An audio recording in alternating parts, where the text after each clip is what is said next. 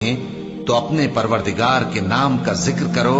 اور ہر طرف سے بے تعلق ہو کر اسی کی طرف متوجہ ہو جاؤ۔ وہی مشرق اور مغرب کا مالک ہے، اس کے سوا کوئی معبود نہیں، تو اسی کو اپنا کارساز بناؤ۔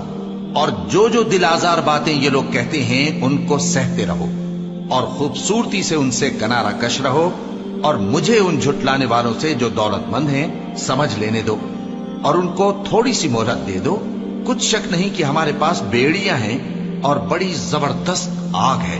اور گلے میں اٹکنے والا کھانا ہے اور درد دینے والا عذاب ہے۔ جس دن زمین اور پہاڑ کانپنے لگیں اور پہاڑ ایسے بھربھرے ہو جائیں گے جیسے ریت کے ٹیلے، اے اہل مکہ، جس طرح ہم نے فرعون کے پاس موسیٰ کو پیغمبر بنا کر بھیجا تھا، اسی طرح تمہارے پاس بھی محمد صلی اللہ علیہ وآلہ وسلم ایک رسول بھیجے ہیں جو تمہارے مقابلے